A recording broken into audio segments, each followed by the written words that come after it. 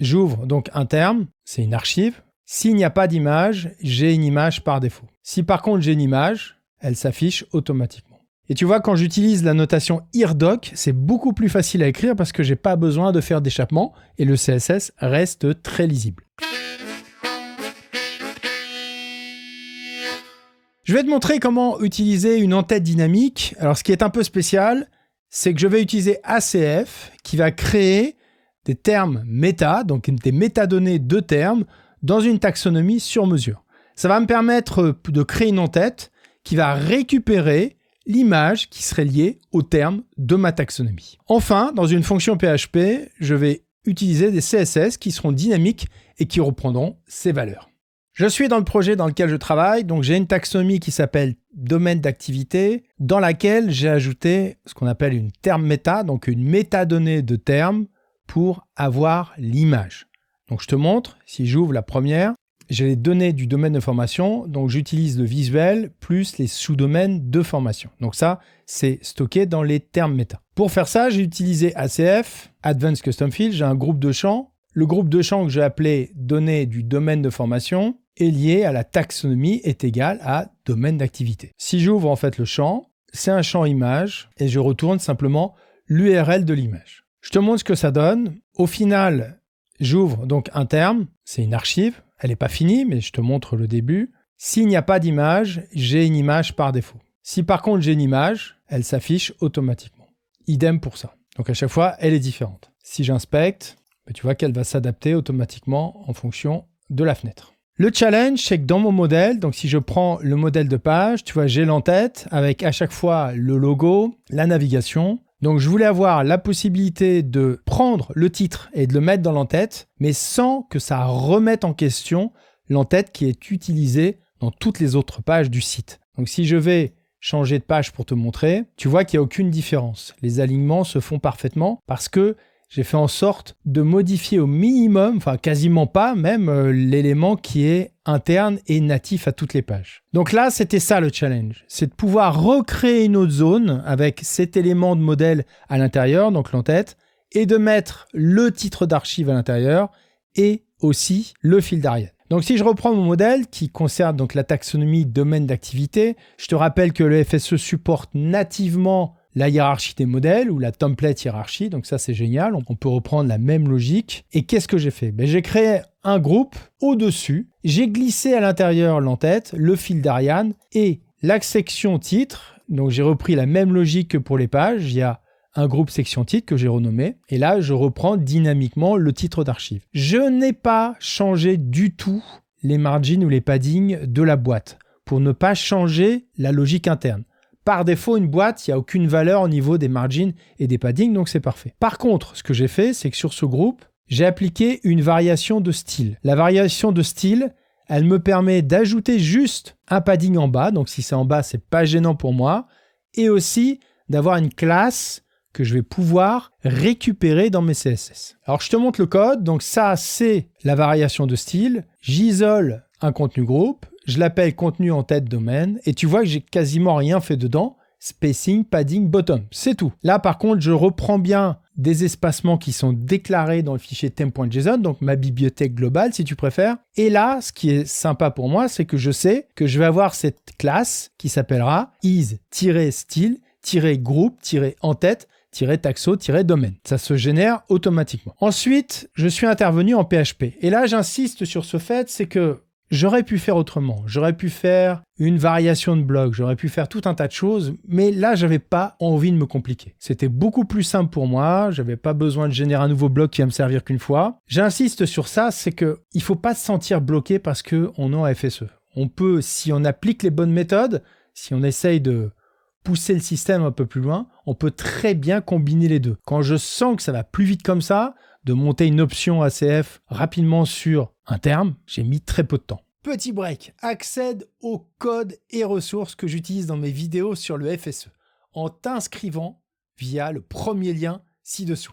Tu recevras une URL vers une page dédiée. Donc là, qu'est-ce que j'ai fait ? J'ai fait un add action sur le WP Head et tu vois que ces hooks-là marchent encore très bien. J'appelle une callback function et je mets la priorité 200 pour que ce soit suffisamment bas. Pourquoi ? Parce qu'en CSS, c'est le dernier qui gagne. Donc je sais que dans le head, Je vais me placer suffisamment bas. J'injecte quelque chose dans le head. Donc c'est ma fonction, ma callback. Première chose que je vais faire, c'est que je vais vérifier si ACF est actif. S'il n'est pas actif, je fais un return, donc je sors de la fonction s'arrête. Alors je te rappelle, si tu cliques dans le premier lien, je t'envoie tout le code par email. Ensuite, je fais tout de suite une condition. Si c'est la taxonomie, donc ça c'est une condition native de WordPress, si c'est pas ça, ça s'arrête et il se passe rien. Je stocke dans une variable queryObject, donc c'est pour récupérer en fait ce qui est appelé par la query. Ensuite, je fais une autre variable, getField, donc ça c'est mon champ ACF, terme DOM visuel, donc ça c'est le nom de la taxonomie, et j'ajoute, associé, le terme avec l'identifiant. Donc là, je récupère un objet et je récupère l'identifiant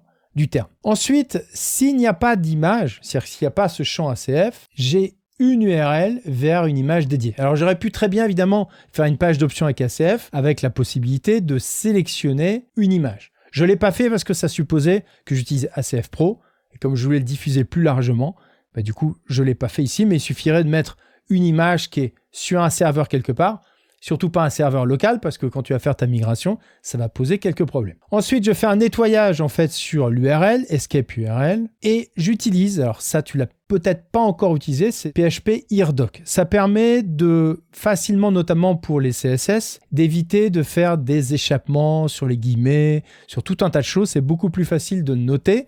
Bon là, j'ai pas beaucoup de CSS, donc ça va. Mais quand tu as beaucoup de CSS, c'est plus simple. Et puis si tu as des variables à injecter à l'intérieur, tu vois que tu peux directement mettre le nom de la variable. Tu n'as pas besoin de faire de concaténation. Donc là, je déclare en fait ma variable. Ça, c'est je mets ce que je veux. J'aurais pu mettre Toto et je le finis ici. Depuis PHP 8, on n'a plus besoin de mettre la fermeture sans indentation. Ça marche comme ça. Donc là, c'est stocké dans une variable qui s'appelle CSS. Et le dernier élément, la dernière action, je fais un printf, je prends ma chaîne de caractères dans lequel j'injecte avec %S tous mes CSS. Donc qu'est-ce que ça va faire au final? Tous les CSS que je retrouve ici vont être encadrés par ces deux balises. Je vais te copier la classe pour te montrer ce que ça donne. Donc là au final, il va dynamiquement changer juste la valeur de background image. Tous les autres réglages sont faits directement depuis le back-office, mais il va juste se charger de changer background image. Au niveau de mes CSS, donc j'ai bien ma classe, isStyle groupe en tête taxodomaine. Je fais la background position center, background repeat, no repeat, background size, cover. Donc ça, c'est ce qui me permet d'avoir une image qui s'adapte automatiquement. Sur le fil d'Ariane, j'ai fait quelques autres modifications, notamment pour changer les couleurs. Donc là, je reprends, pareil, la classe qui est générée par la variation de style. Je dis tous les éléments à l'intérieur, je change la couleur, et là, le base, ça correspond au blanc. Je le fais aussi pour le breadcrumb item. À l'intérieur, je change la couleur. Ensuite, je change le logo. Là, dans ce site, j'ai pas changé d'image, j'utilise des filtres pour changer les couleurs de logo. Ça me permet d'avoir, comme il y a des transparences, et beaucoup plus de souplesse au niveau du fonctionnement de la couleur. Autre petite nuance, j'ai fait une feuille de style juste pour le back. Pourquoi j'ai fait ça? Parce que mon CSS est synchronisé entre le back et le front. J'ai envie d'avoir des CSS que pour le back ou que pour le front. Donc là, j'ai mis deux fichiers, style back, style front, avec la onQ classique. Je détaille pas trop cette partie-là, sinon ça fait trop long. Et là, je reprends la même classe parce que ici, l'image ne sera pas appelée. Donc, j'ai fait un background image avec une URL sur une image qui est en ligne. Je te montre ce que ça donne dans le code. Voilà, donc ça ajoute, tu vois, tout en bas du head, style, text.css, is style groupe en tête taxodomaine, et tu vois qu'il change background image, URL, Depuis la dernière fois, j'ai fait des petits ajustements. Je te montre ça en ligne. Alors, qu'est-ce que j'ai rajouté? Déjà, j'ai mis un dégradé qui part de la gauche vers la droite. Donc, j'ai dû modifier les CSS et je vais faire plus de CSS directement dans mon fichier PHP. Ensuite, j'ai fait évoluer le modèle. Donc là, ça affiche les sous-domaines. Donc ça, je ne vais pas rentrer dans les détails. Je te montre le code. Je suis reparti dans mon éditeur. La fonction est un peu différente. Si tu cliques sur le lien, tu recevras tout le code automatiquement et je te mettrai les deux versions. Ce qui est nouveau ici, alors j'ai fait des petits ajustements mineurs, mais ce qui est nouveau surtout, c'est que j'appelle plus une image qui est en ligne, c'est-à-dire que si l'image qui est un champ ACF n'est pas présente, j'appelle une image qui est directement dans le dossier de mon thème. Donc il y a un dossier assets, images et le nom de l'image. J'utilise la fonction WordPress getTemplateDirectory URI qui me donne le lien directement vers le dossier de mon thème. Du coup, si je bascule d'une version locale à une version en ligne, ça pose aucun problème.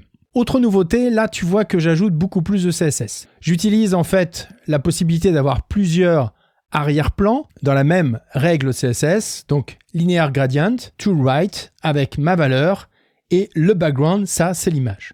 Du coup, c'est le dégradé qui vient en premier, je mets la virgule et après ça appelle mon image. Ensuite, j'ajoute directement les autres CSS dans la fonction PHP.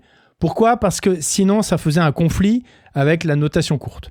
Donc, c'est plus simple. Et tu vois, quand j'utilise la notation irdoc, c'est beaucoup plus facile à écrire parce que j'ai pas besoin de faire d'échappement et le CSS reste très lisible. Pour le reste de la fonction, c'est pareil. J'espère que la vidéo t'a plu. Tu vois qu'il y a une grande souplesse encore avec les thèmes FSE. On peut à loisir utiliser tous les hooks de WordPress.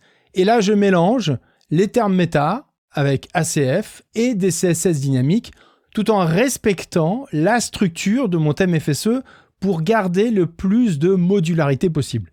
Tu vois que j'ai utilisé l'entête, j'ai essayé de toucher au minimum à l'élément de modèle qui est utilisé sur toutes les pages pour rajouter une variante sans toucher au réglage de base. Du coup, les deux éléments se synchronisent même si au final, ils ont une apparence très différente. Comme toujours, n'hésite pas à laisser un like, n'hésite pas à soutenir la chaîne, laisser un commentaire et parler des vidéos autour de toi. À bientôt.